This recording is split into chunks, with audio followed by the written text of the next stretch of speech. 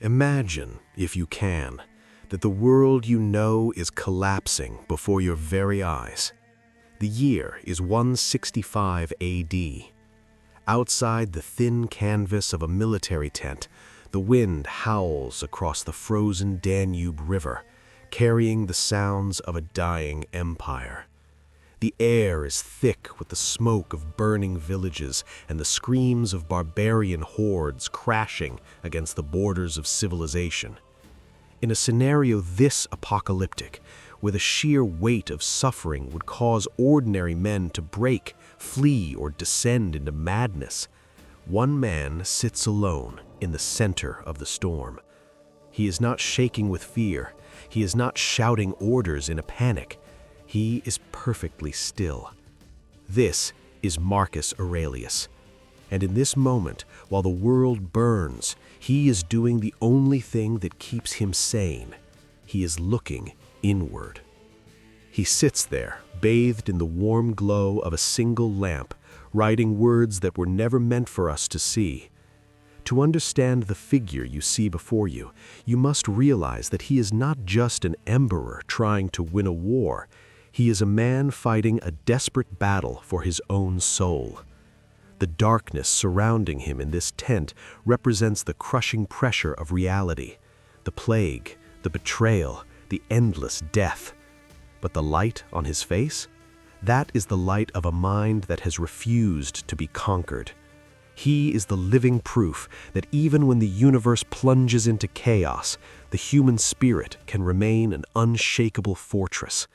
He is the anchor holding the Western world together, not by the strength of his legions, but by the sheer force of his character. But this strength was not an accident. It was forged years before he ever wore a crown. Look at him here, not as a ruler, but as a boy. Born into immense privilege, destined for the highest halls of power, Marcus was different from the very beginning.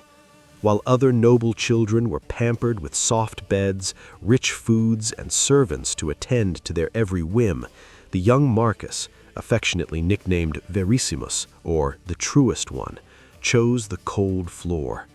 At the age of 12, captivated by the teachings of philosophy, he voluntarily abandoned the comforts of his station. He slept on the rough ground and wore the coarse cloak of a Greek philosopher, training his body to endure hardship long before life forced him to. This image of the sleeping boy is the key to understanding the man. He understood even then that comfort is a cage. He knew that if he became addicted to luxury, he would become a slave to it.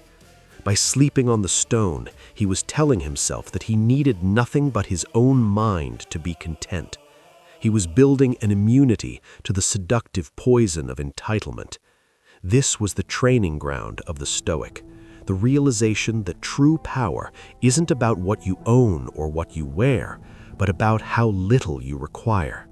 He was preparing himself for a destiny he didn't yet understand, hardening his spirit so that when the weight of the world was eventually placed upon his shoulders, his legs would not buckle.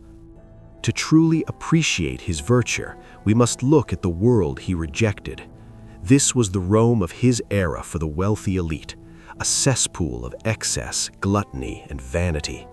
This image represents the path Marcus could have taken, the path almost every emperor before and after him did take. In the history of Rome, absolute power almost always meant absolute corruption.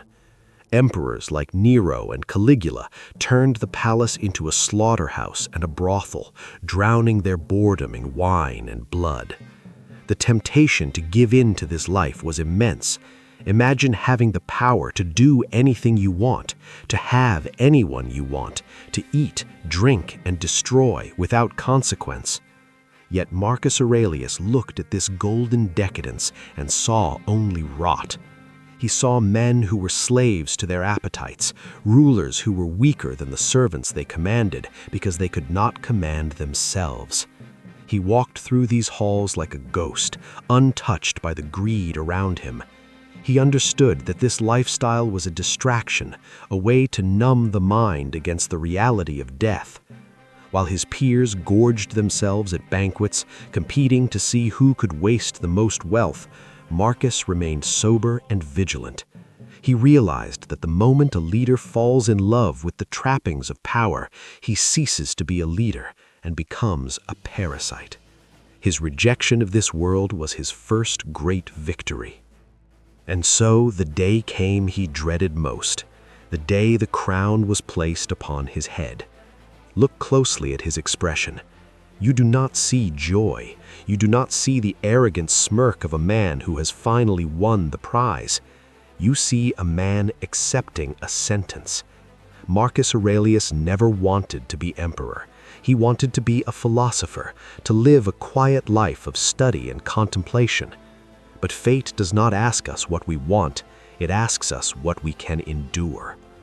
Beside him sits his adoptive brother, Lucius Verus, who would share the throne, a man far more interested in the parties we just saw than in the governance of the state. This moment captures the essence of duty. For Marcus, the throne was not a chair of glory, it was a post of responsibility. He viewed his role as a cosmic assignment.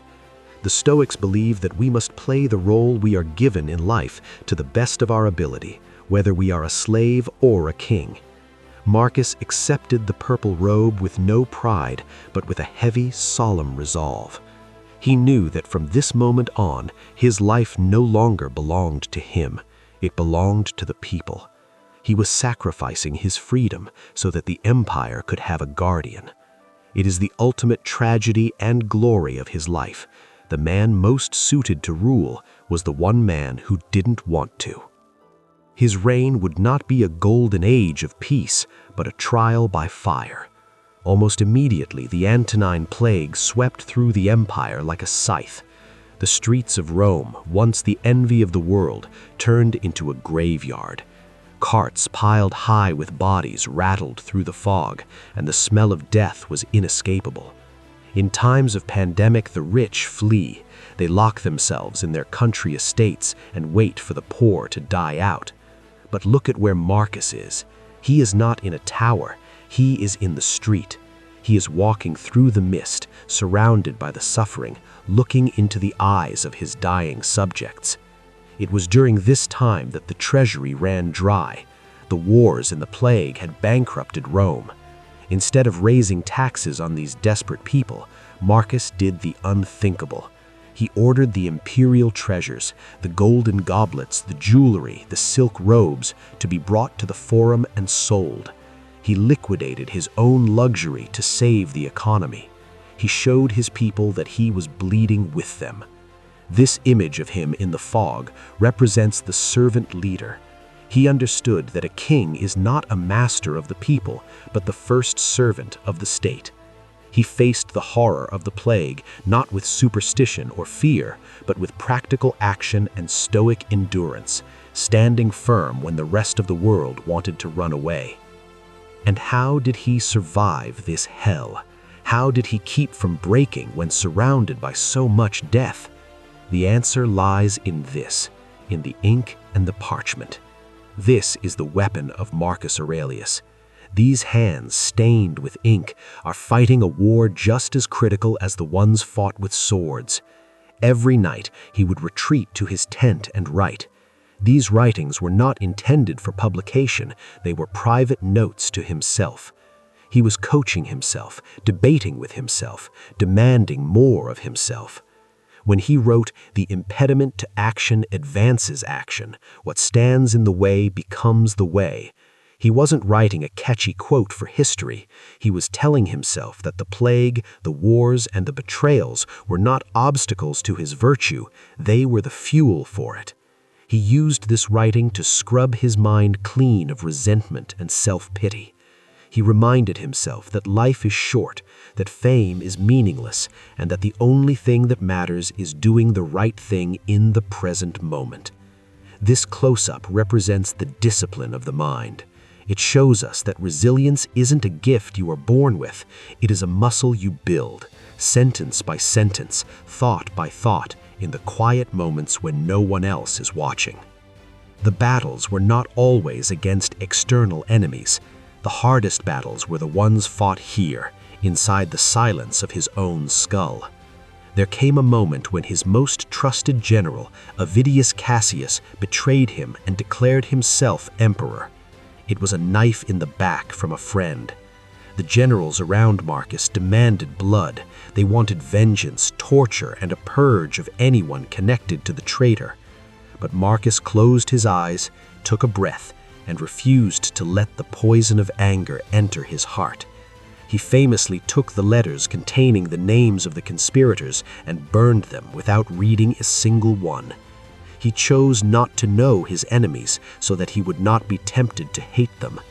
This image captures that internal victory. The chaos of battle rages in the background of his mind, the instinct to lash out, the instinct to destroy, but his face remains calm.